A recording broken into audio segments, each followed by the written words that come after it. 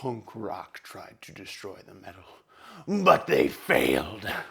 For the metal will live on for all time, especially when it's pressed in vinyl and kept in nice little cardboard sleeves in the midst of my collection. Hello, welcome back to the George 99.9, and we're hitting you today with another one of my vinyl collection videos. We're going to be tackling my metal collection today. Pure and through one of my favorite genres. Metal can get all the love in the world, and it's totally appropriate. I just love...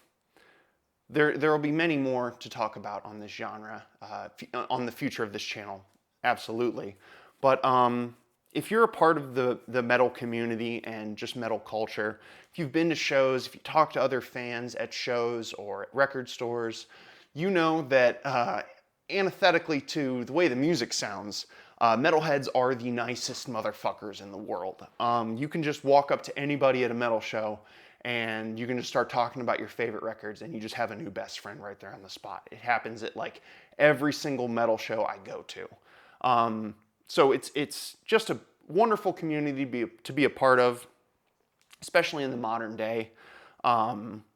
The metal community, I think, has only gotten better because metal continues to diversify, it continues to grow. It's still a evolving genre to this very day, and it's even better nowadays because I feel like a lot of the purism in metal has fallen away, where, you know, you can meet a guy in a Cannibal Corpse shirt and he'll tell you that Korn is his favorite metal band, but like there's no judgment. Everybody's cool with everybody, and there's a lot of respect, there's a lot of kindness and a lot of kinship in the metal community that I just adore. And to boot on top of all that, the music's fucking amazing. So without further ado, we'll get more into that conversation in future videos. But without further ado, let's get into what I have here in my metal vinyl collection. First up, alphabetically, we have Autopsy's Severed Survival. This is the debut Autopsy album from the late 80s. It's one of the landmarks in early death metal. It sets itself apart from... Autopsy themselves set themselves apart because they're just so disgusting. They sound gross. They are one of the grossest sounding bands I've ever heard. It's sludgy, it's swampy, it sounds like you got dug up out of a fucking swamp. It's gross. And another thing that makes this album and many other records really unique is they take more of a sludgy, slower approach to death metal. Many would call them death doom, and that's very appropriate. And it's just... ugh. When you want something that really is just going to turn your stomach upside down listening to it, Autopsy, Severed Survival, or their follow-up to this, Mental Funeral, are must-go-tos, must-haves. Bathory, Blood, Fire, Death. This, Bathory is one of my all-time favorite bands, period. They are one of the most important metal bands. Quorthon from this band, when I eventually make my metal Mount Rushmore video, Quorthon would be one of those guys up on that mountain. And this is one of the finest examples of his greatness, rather, because Bathory is essentially a one-man band. The first 6 Bathory records are incredible, and for many this is the best, and I would not argue with that if you were saying it.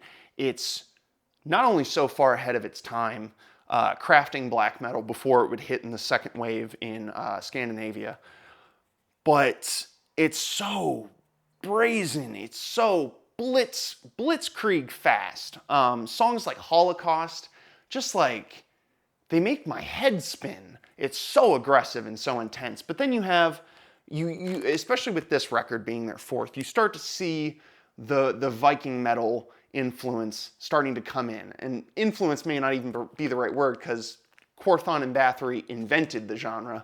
But with the opening track, A Fine Day to Die, one of the quintessential metal songs of all time. If you don't like black metal, if it's not your style, that's absolutely understandable, totally fine.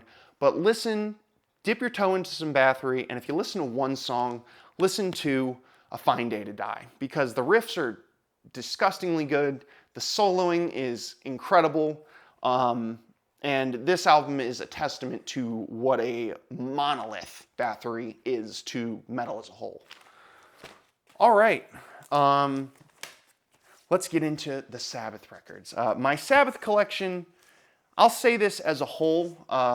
If you're into collecting metal records can be hard to get, because if you're going for originals like of 80s and 90s bands, you're going to pay out the notes.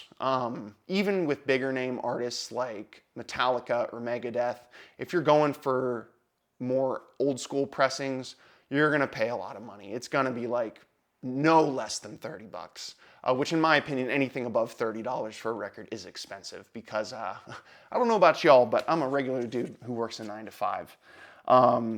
But that to be said, for some reason, Sabbath records are still so expensive. You'd think with how popular they are, you'd be able to find them commonly for like 20 bucks a pop. But I've never seen like a copy of like Sabbath Bloody Sabbath for less than 40. And it's infuriating, because Sabbath is absolutely one of my favorite bands. But for what we do have here, I was able to find a beat to hell copy of Volume 4 for like 10 bucks. This is basically unplayable, but it was still a must get, even for just the cover. I love Volume 4. It's really a great stepping stone album between the doom-laden classic material of the first three, and then the proggier side they would dip into with Sabbath Bloody Sabbath and Sabotage. And this is a wonderful bridge album between those two, where you have like the burgeoning eccentricity that they would embrace more on albums to come, but it also has the heaviness of those first three records. I mean, some of the songs on here, like Cornucopia and Under the Sun, have some of the heaviest riffs they ever fucking made, even moving into the 80s and 90s. Some of their heaviest material is still on Volume 4. Don't overlook this one. Don't stop at Master of Reality. Listen to the 4, 5, and 6 of their catalog, because, goddamn, you cannot beat classic Sabbath, dude. All right, now into some controversial stuff, okay? This is gonna seem really weird, but the next Sabbath album that I have chronologically is Born Again. Yes, I don't have any Dio Sabbath, and I cry about it just as much as anybody else would. But this was just such an oddball record that I found for like 20 bucks. And it's not a perfect record. I mean, you know, the album cover, it's a little bit hard on the eyes with the red and the blue and the yellow nails and everything. It's a weird cover. It's not great. But some of the material on this album is great, because this is the one album where Ian Gillan of Deep Purple fame was joining them as their vocalist, and they were just getting trashed and like making music that they love. Great songs like Trashed, Zero the Hero is probably my favorite on here. The riff is just like, it sounds like one of those metal riffs that's so iconic you wonder how nobody wrote it first, but then again, Tony Iommi is kind of the god of metal riffs, so it makes sense that he would be the one to write it. And Ian Gillan has some great fucking vocal performances on here. The myth goes that he basically destroyed his voice on Disturbing the Priest, because his shrieks were just so shrill and so harsh that he like apparently burnt his fucking vocal cords singing it. And if you listen to the song, you'll understand where that's coming from. Not one of the best, but it's a flawed but endearing edition in the Sabbath catalog. And then, I'm gonna get some feelings about this. Seventh Star. Now, this was easy to pick up for relatively cheap, because not a lot of people really like this record. This is definitely leaning more into like 80s bluesy hair metal kind of style. You've got the great Glenn Hughes singing vocals on this, who was also a singer for Deep Purple back in the 70s. I'm going to make a whole video of the interconnectedness of Deep Purple, Black Sabbath, and Led Zeppelin, because everybody was fucking with everybody back in the day. But I love this record personally. I'm not someone who turns their nose up to a lot of the poppier sides of metal from the 80s. I'm not a hair hater. There's some shit in hair metal that I love. But this is just a great record. It is the most 80s Sabbath ever got. But there's still some great tracks on here. Glenn Hughes is undeniably an excellent vocalist. I mean, I think he's called like, his nickname's like the voice of rock or something. And I don't know. If you turn your nose up at 80s stuff and you don't like this, that's totally fine, but I personally really love this record. All right, let's jump forward. Let's get a little more modern here. Blood Incantation's Absolute Elsewhere. Now, if you watched my favorite albums of 2024, you know that this is my favorite album of the year, and it's become one of my favorite metal records of all time, period. Blood Incantation is still one of, if not the most boundary-pushing metal band working today. The elevator pitch for this would be they're like the Pink Floyd of death metal. But that's kind of generic. I hate those kind of descriptions. It's like if blah, blah, blah did blah, blah, blah. But this is just such a breath of fresh air. It's a great example that death metal in the 2020s, 30, 40 years into the genre, we're still evolving, we're still developing. When you hear records like this, you understand that the evolution of metal is not just making the heaviest thing possible. You know, we hit the peak of heaviness in like the 90s at some point. That's not what matters, because it's not just about getting heavy. It's about growing. It's about expanding out, embracing more diverse kinds of music. And I don't think anyone does it better than Blood Incantation, at least in like a death metal context.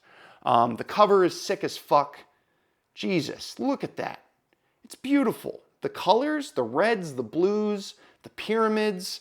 And the back is also fucking awesome with the red sun and like the 3 monoliths in the middle. Oh my God, I just love this record. It's basically just 2 songs. It is just 2 songs, 2 20-minute long songs. And brother, I'm a long song loving man.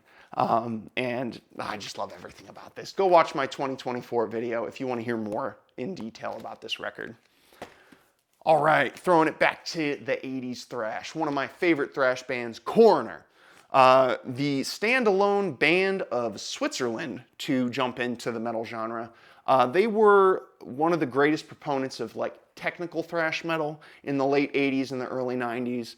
No More Color is one of their greatest records. The No More Color and Mental Vortex are just fantastic, like sister albums, because they just play so well together.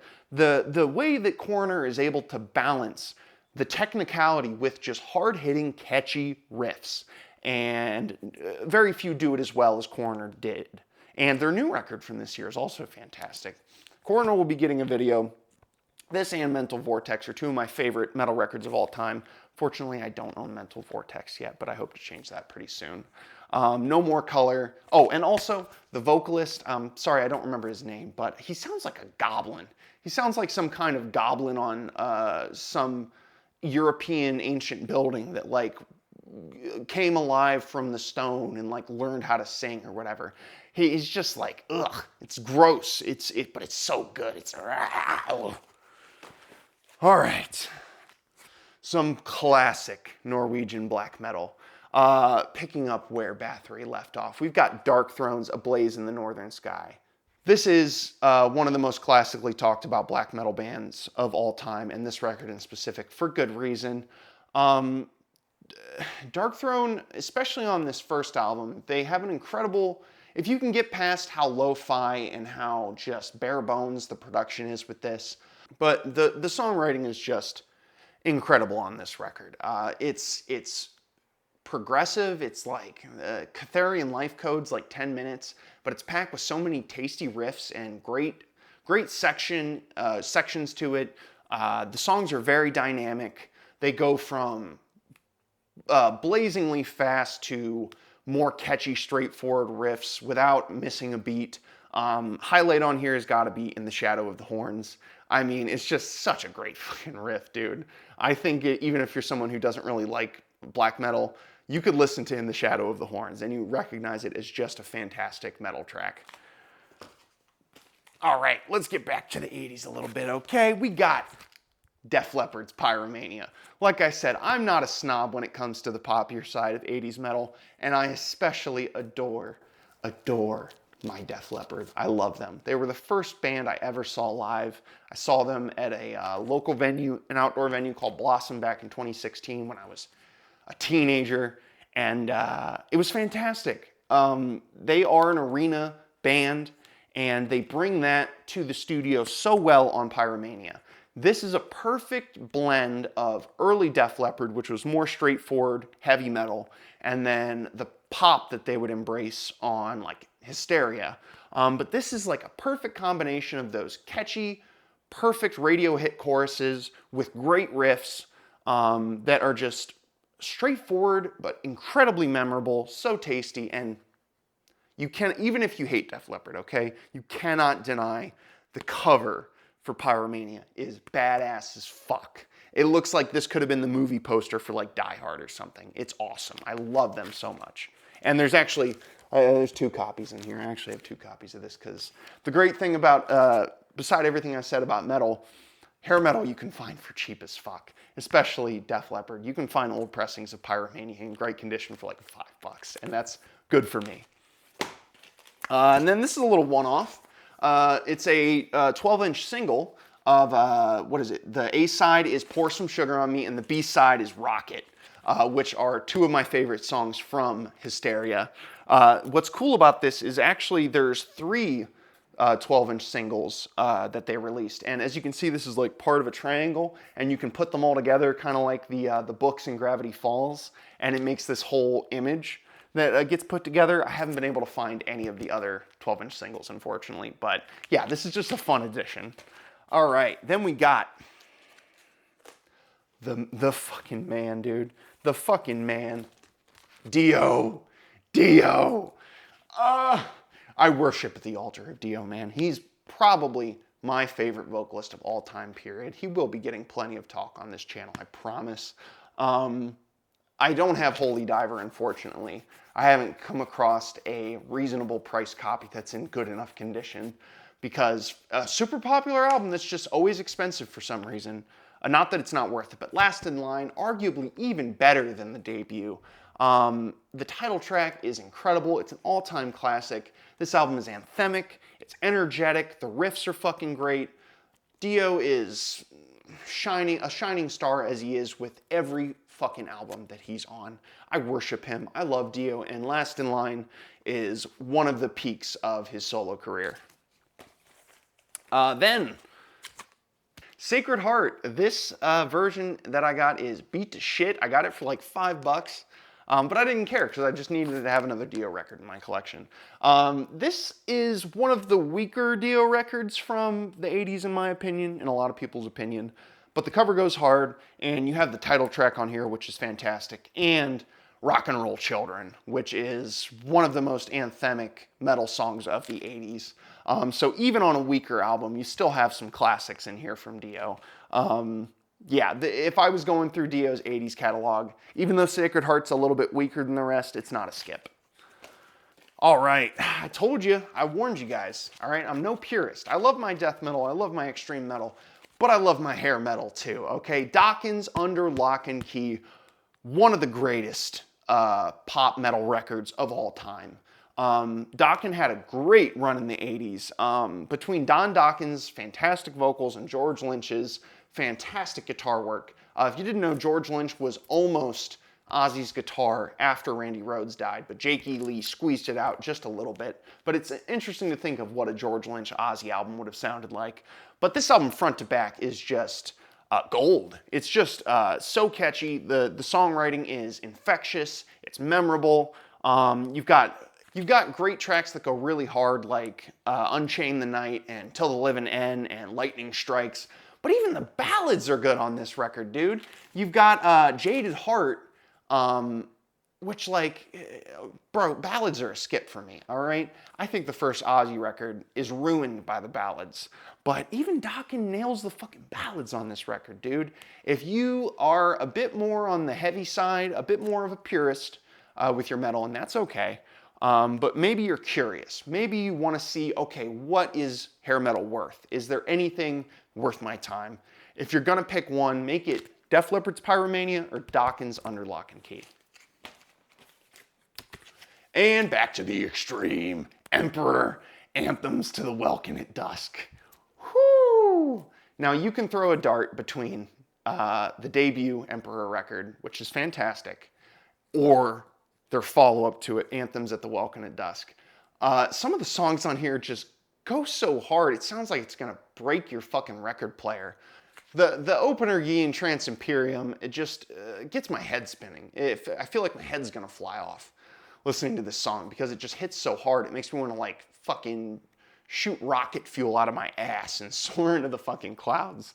And then you have like gothier moments like Thus Spake the Night Spirit, which blends like black metal intensity with this beautiful gothic moment with like cleaner vocals on it. This is ambitious. It's incredible front to back. If you're pointing to like top 5 black metal records of the 90s or of all time, Anthems to the Welkin at Dusk is one of the best. All right, you know it. You know we gotta have some Swedish death metal in here, okay? And very few did it as well as Entombed. Their first 2 records, Clandestine is probably just as good as this one, but Left Hand Path is just iconic. This is a death metal album that can convert your classic heavy metal and thrash metal fans to death metal fans, because the production on here is so fucking mind-blowing. How they got the guitars to sound so huge, so bassy. You know, it's now known as like the iconic Swedish death metal production that's present on Entombed and a lot of Dismember's records. But this is just one of the finest examples. The title track, Left Hand Path, one of my favorite metal songs of all time. And the album just doesn't let up at all. It's got a great, like, punky energy to it, too. With, like, songs that move on from the title track, like Drown and Revel in Flesh. Like, they have this great punk rock energy and attitude to them at the same time. If you're curious, if you're trying to get into death metal a little bit, listen to the title track on this record. You will not be disappointed. Plus, the album cover on this is so sick. You gotta give it up to the legend, Dan Seagrave, who... arguably the greatest metal cover artist of all time. Rest in festering slime. Here burns the souls of 1,000 generations. Join the club.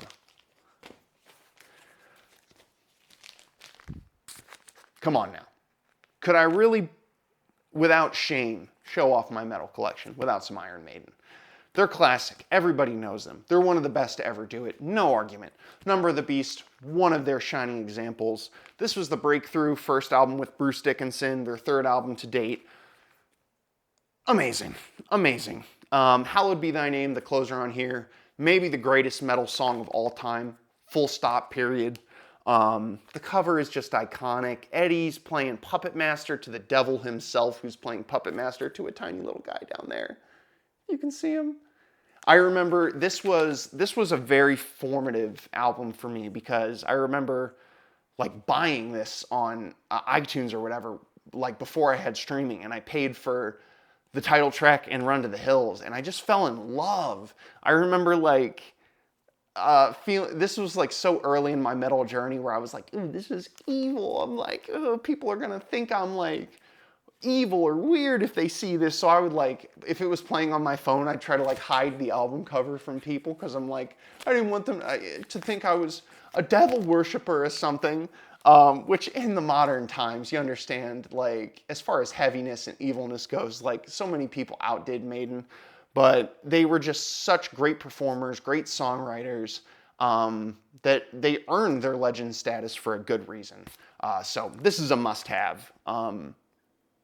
This is their best if they didn't make Power Slave, which I unfortunately don't have yet.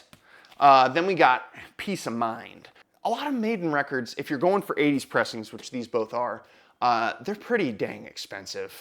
You're not going to find a good condition Maiden record for less than 30 bucks. I found this in a $5 bin, and it is beat to shit, but it is still just barely playable, and I love Peace of Mind. This is probably the biggest sleeper Maiden album for me. You know, you got the hits like The Trooper on here, but once you start to sink in with some of the other deep cuts, To Tame a Land, the opener, When Eagles Dare, Icarus, that's Icarus Born on Wings of Steel. That's a Kansas song. The Flight of Icarus. This is an album that if you're a pure Number of the Beast, Power Slave kind of person, give a little more love to Peace of Mind, because it truly deserves it. Plus, this is the first album with Nico McBrain on drums, and I'd say this record has his best drumming of all. Listen to the first 10 seconds of Where Eagles Dare, and you'll understand what I'm talking about. All right, and from one monolithic metal legend to another, Judas Priest. The classic question of Maiden versus Priest is going to be one of the greatest debated arguments in all of music history. And I can't pick a favorite, but Judas Priest is undoubtedly one of my favorite bands of all time. They had incredible run in the 70s, incredible run in the 80s, and they kicked off the 90s with Painkiller. They're just undeniable. And like, if we're talking like Black Sabbath being the kings of metal, Judas Priest is the crown prince, because they were just so important, especially for how early they were in the 70s. Their second album, Sad Wings of Destiny, came out in 76. And what I love about Stained Class, which at one time was my favorite, is it's so proggy. They're at the same time they're embracing the future speed metal sounds of the 80s that would influence so many bands in the new wave of British heavy metal. But also, it's very proggy. It has very technical moments on it, longer compositions, more winding, evolving kind of songwriting. But then you get to some of the epics on here. I mean, Beyond the Realms of Death is a tearjerker. That song genuinely makes me fucking weep. It's just beautiful. And this record is a classic. If you love 80s Priest and haven't dove back into their 70s stuff, you probably have, but if you haven't, give Stained Class a listen. All right, next up, Unleashed in the East. Priest is in their natural habitat in a live setting. This is a late 70s live album of theirs, and god damn the production on this live album. It sounds huge. It sounds arena-sized. This, if you blindfolded me and asked me when this came out, I would tell you mid-80s, because there's no way they captured this much energy and this much electricity onto a late 70s live record. This is the best of their 70s catalog present on here. Their cover songs on here, Diamonds and Rust, which is a cover of a Joan Baez song, and The Green Manalishi, which is a Peter Green Fleetwood Mac song. They're just turned up to 11. Priest, not only in their original tracks, are incredible on here, but like they just had such a great skill for taking a cover and transforming it into their own, where for years listening to those songs, I had no idea they were even covers. And when you listen to the originals, you can barely hear the DNA, but they're just one of the greatest live bands of all time, period. Not just of metal, but of any music in general. Following up, British Steel, all-time classic.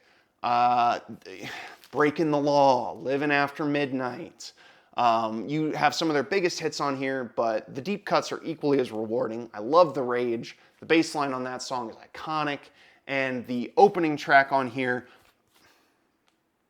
that's interesting. On digital, Rapid Fire is the opener, but on the vinyl version I have Breaking the Law as the opener. But Rapid Fire is a great fucking speed metal track. People go back and forth because, you know, it's sort of this is definitely the bridge between 70s Priest and 80s Priest, because this came out in 1980. But this is very important for the time in the context of the burgeoning new wave of British heavy metal scene. Extremely influential, along with the old guard like Black Sabbath releasing Heaven and Hell in the same year. British Steel is definitely one of the most commercial affairs by Judas Priest, but it still packs a punch, even 45 years later.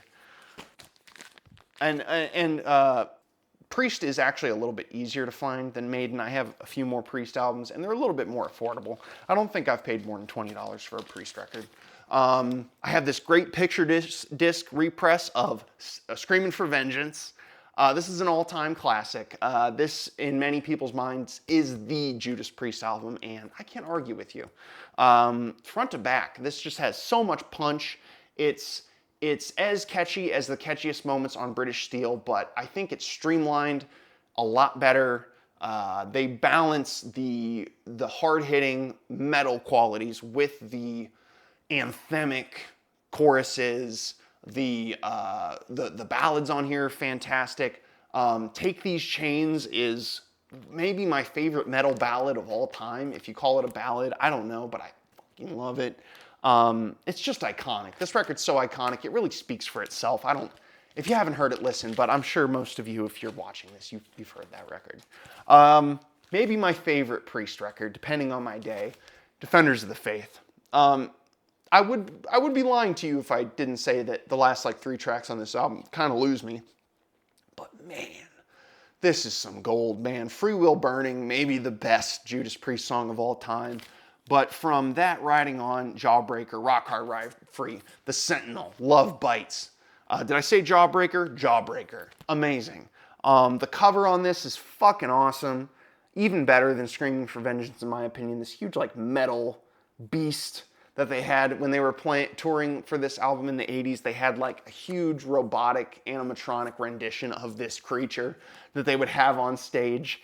That it just, you know, they were so iconic at the time and still are. And this is, depending on the day, this or Painkiller is my go-to favorite Priest album. Okay, changing up the vibe a good bit. We're going up to the 90s with the greatest stoner metal album of all time. One of my favorite metal releases ever.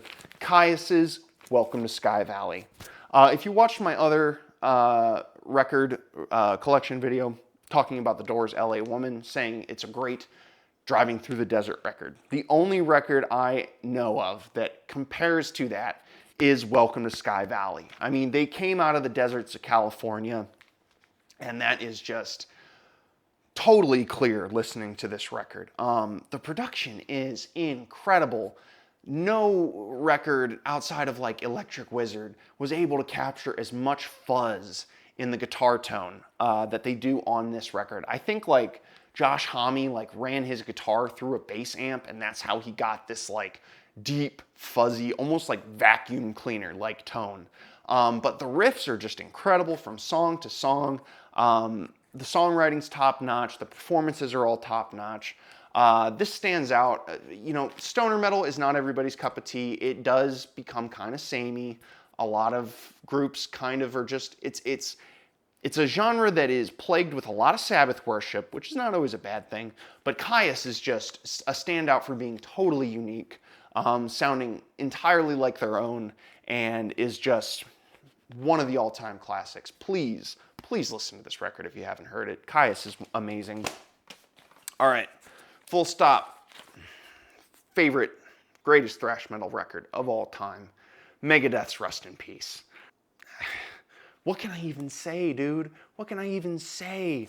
I don't know what to say. This is just Metallica wishes. Metallica wishes they ever made an album that's as good as Rust in Peace. I've easily heard this album hundreds and hundreds and hundreds of times in my day, and I never get tired of it. This was a very formative record for me when I was getting into thrash, getting into the big four.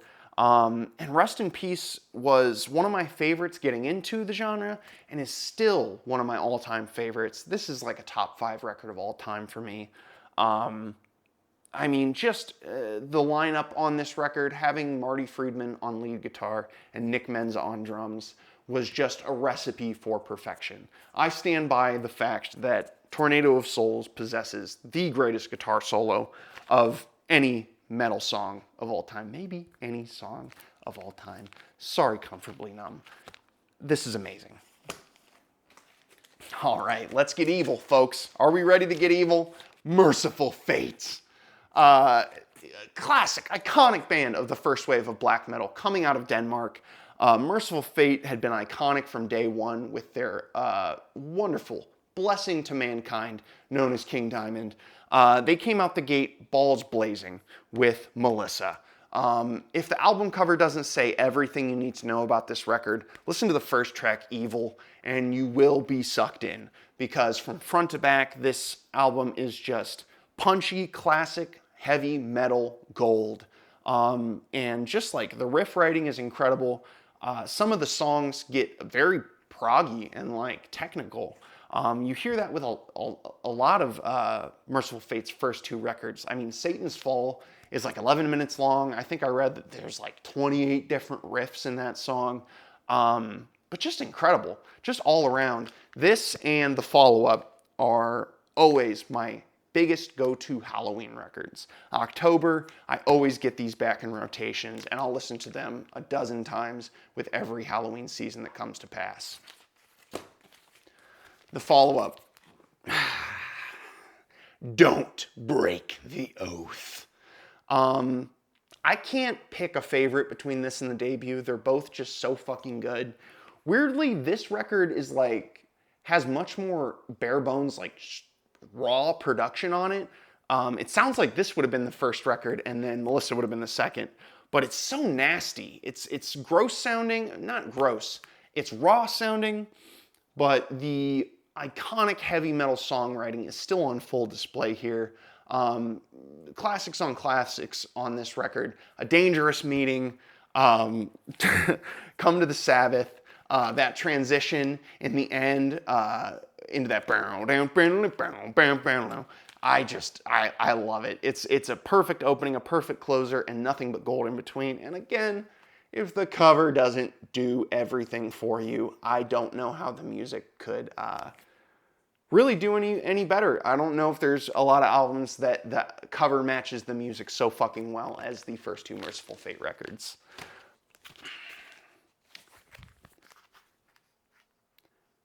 Morbid Angel, Altars of Madness, an absolute monolith in death metal. One of the classics of the uprising that was happening in the 80s death metal scene coming from Florida. And Morbid Angel from this album and onward were just straight up one of the best bands to ever fucking do it.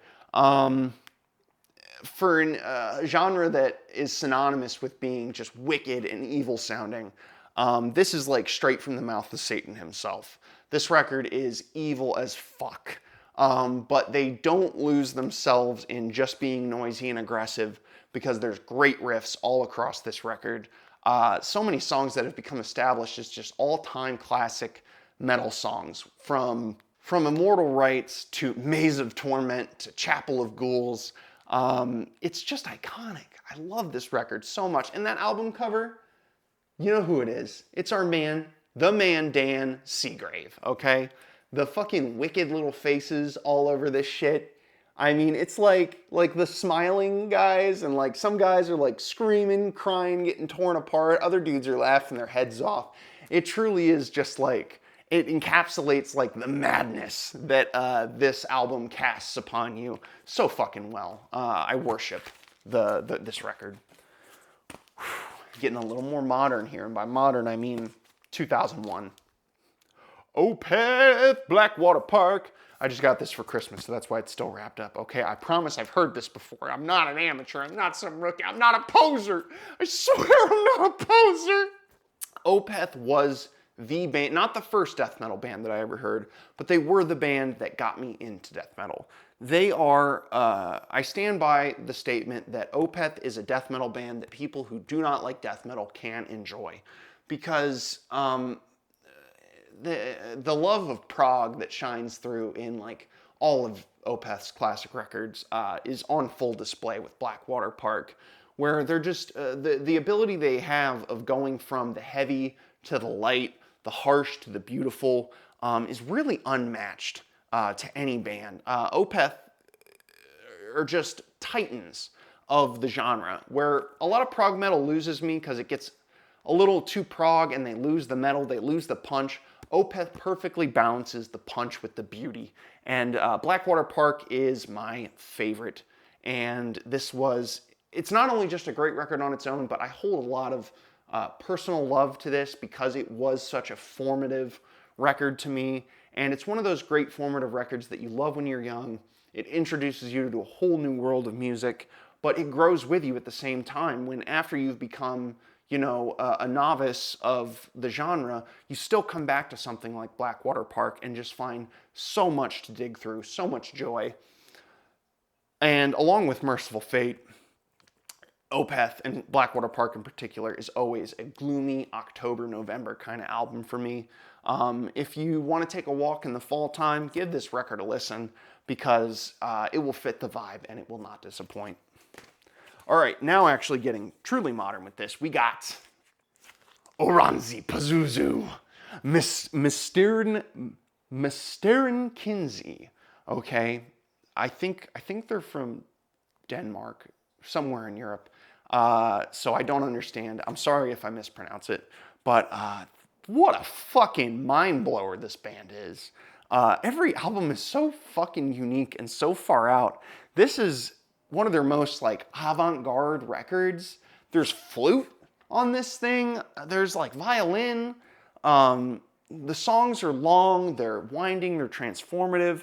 They take you to a whole different place. And it's like, this is not a band for purists. If you just want Cannibal Corpse variations on a theme, this is not the band for you. But if you want to hear something unlike anything you've ever heard before that is metal and so much more, jump into some Moranzi Pazuzu.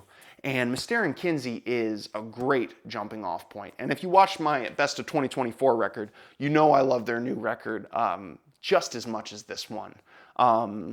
Adore it.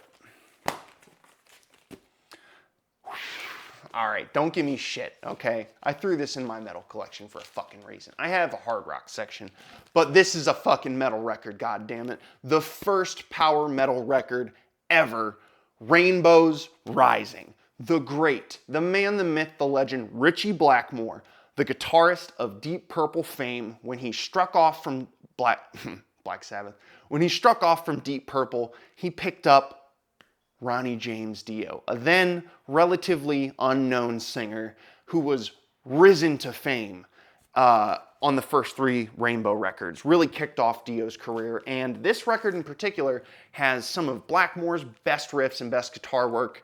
You got Cozy Powell on the drums here with that thundering fucking kick drum, the iconic drum intro to Stargazer. But I'm sorry, Ronnie James Dio steals the fucking show. Arguably, this has Dio's greatest performances he would ever lay to track on the final 2 tracks, especially Stargazer and A Light in the Black. Stargazer, it brings tears to my eyes. The ending of that song, just the, the repetitious line of "I'm coming home." He can say one line over and over again, but he can pack so much emotion into every syllable and every note that he just reaches through the speakers and grabs your fucking heart and just twists it to no avail. Rainbow Rising, one of the most important records in the formation of metal in the 70s, and still stands as just one of my favorite records of all time. Plus this cover, Jesus Christ, like the scale with like the cliff sides down there and the ocean and just this massive hand reaching out to grab the fucking rainbow, to ride the fucking rainbow. Truly a great cover to match a great album. All right, we're a little all over the place. My metal collection is a little all over the place. And let me say this real quick, okay? I know I don't have any death in my collection. I don't know why I don't have death. I think it's just one of those, it's one of those where like, you just see it all the time. They're everywhere, which is great. And you can get represses of death for like 20 bucks. But you know how like if you're record shopping and like, there are those records that you want, but you see them all the time, and maybe you found another record that you don't see all the time, and when you gotta choose between something you know you're gonna find another time and something you won't, you're gonna go with the one you won't. So that's why there's no death. The collection is ever evolving, folks. It's always growing, so there will be some in the future. Next up, System of a Down's Mesmerize. System of a Down,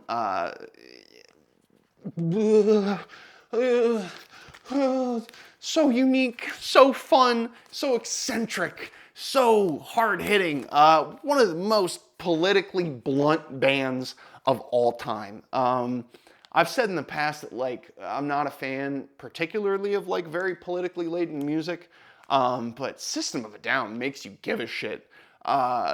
We can't afford to be neutral in a moving train.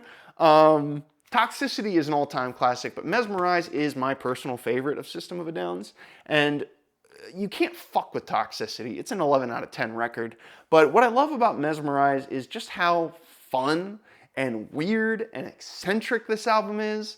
Like on the song Radio Video, you've got like this accordion section, and like Darren is singing a lot more on this record along with Serge, and he's He brings such a wacky vocal presence that I know everybody doesn't really vibe with, but I love Darren's greater presence and greater influence he had with this record. I mean, you can really throw a dart for your favorite System of a Down record. Even if you said Steal This Album's your favorite, I would not bat an eye. But yeah, this is my go-to, man. I love Mesmerize so much, and the cover goes hard. All right, we're getting down to it. We got the last few. All right, these are... So we got Helloween, Keeper of the Seven Keys, Part 1 and 2. Or so you would think. So these were given to me by my boss when I worked at a record store just for free. He just gave them to me. And I really like Helloween. These are classic fucking records. Maybe not one of my all-time favorites, but still great to have in any fucking collection. And I was pumped. And then I get home and I go to play one of these, okay, and I understood why my boss had a cheeky little smirk on his face when he gave these to me, because these are not Helloween records at all. They're Testament records inside of Helloween cases, which is why I got them for free, because you can't sell those. But I believe it's the debut Testament and then New World Order, which I'm sorry, but I like Testament more than I even like Helloween, so I wasn't even mad, dude. I pulled those out and I see I got New World Order in there, one of the best thrash albums of the 80s, and I was pumped. So this is kind of stupid. It's really silly and dumb, but it's just a fun little like story. It was a fun little surprise, little mystery box of 2 records that I got to add to my collection. And then finally, Voivod's Nothing Face. Along with Coroner, Voivod was like the pinnacle band of the progression of thrash metal. Voivod has one of my favorite discographies of any 80s thrash band because it's so fun to go from the raw, straightforward thrash of the debut to their peak of the 80s, Nothing Face, which is just, it sounds like a different band because it's so progressive. They're incorporating so many different like keyboards and synths. There are thrash riffs on here, but this is not a pure thrash album. This is more of like a progressive metal album in a way. But Voivod is just so unique. They're so one of a kind, really the only to do it in their style and their time. And for a thrash metal band in the 80s to have a cover of a Pink Floyd song on here, if you know, you know. It's just crazy. It's so out of the box, but only Voivod could have pulled it off. And this is absolutely like one of their best albums. That was a bit of a longer one for you guys. My metal collection is a little thicker than the other ones I've covered so far, but I hope you enjoyed. I'm a metal lover, and I am excited to continue expanding this genre in my catalog. But as always, thank you for watching and thank you for listening here on the George 99.9. We'll catch you next time.